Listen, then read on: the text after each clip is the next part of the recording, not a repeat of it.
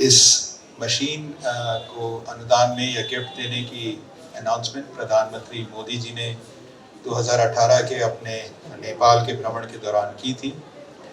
उसके बाद कुछ वक्त लगा, तकनीकी डिफ़िकल्टीज़ थी जैसा बताया गया है प्रिपेयर करने के लिए, बट मुझे इस बात की खुशी है कि अंततः हम ये मशीन दे चुके और इस मशीन का ऑपरेशनलाइजेशन भी हो चुका है। जैसा कि यहाँ के डॉक्टर्स ने बताया कि अब तक करीब 30-35 पेशेंट्स इस मशीन का फ़ायदा उठा सके हैं और हमारी उम्मीद है कि जैसे ही ये पूर्ण रूप से संचालित होगी, हर दिन करीब 60 से 70 मरीज़ इसका फ़ायदा ले सकेंगे।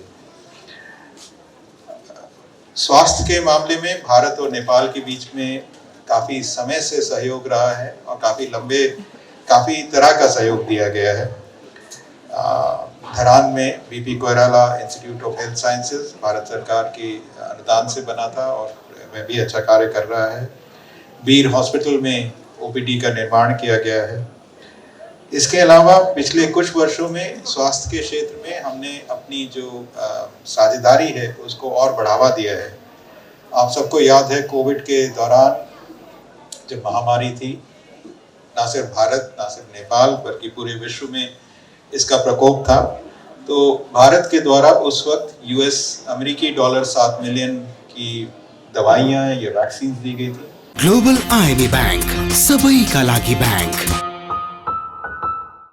नेपाल उन देशों में पहला था जहां भारत से वैक्सीन पहुंचाई गई थी। हमारा प्रोग्राम था वैक्सीन मैत्री, जिसके अंतर्गत हमने वैक्सीन नेपाल को दी थी कोविड से लड़ने के लिए।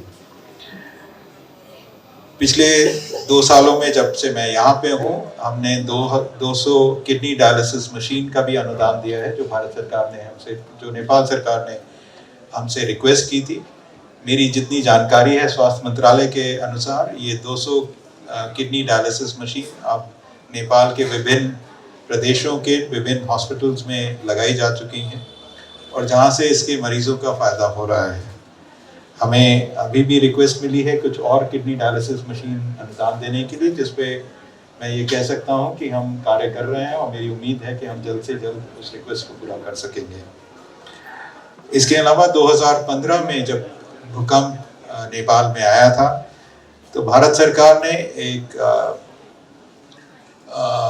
रिकंस्ट्रक्शन के लिए अनुदान दिया था, करीब $1 बिलियन का।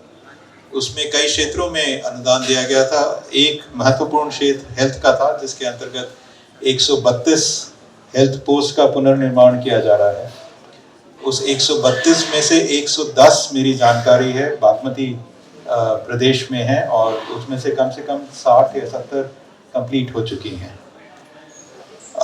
हर साल आपको जानते होंगे कि हम अपने भारत सरकार के अनुदान की तरफ से एम्बुलेंसेस भी विभिन्न स्वास्थ्य इकाइयों को देते हैं और मुझे जितनी जानकारी है कि पिछले साल भक्तपुर कैंसर हॉस्पिटल को भी एक एम्बुलेंस प्रदान की गई है। जी, ये भी जानकारी है कि भक्तपुर कैंसर हॉस्पिटल ने हमसे रिक्वेस्ट की है एक बस की, जो हम कोशिश करेंगे इस साल के अंत तक आपको प्रदान कर सकें।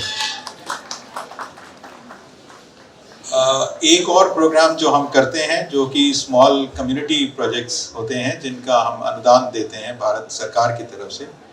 ये प्रोग्राम 2003 से चल रहा है। इसमें जो भी प्रोग्राम आते हैं वे नेपाल सरकार के अनुमोदित होके आते हैं, चाहे प्रदेश से आए, चाहे गांव पालिका या नगर पालिका से आए।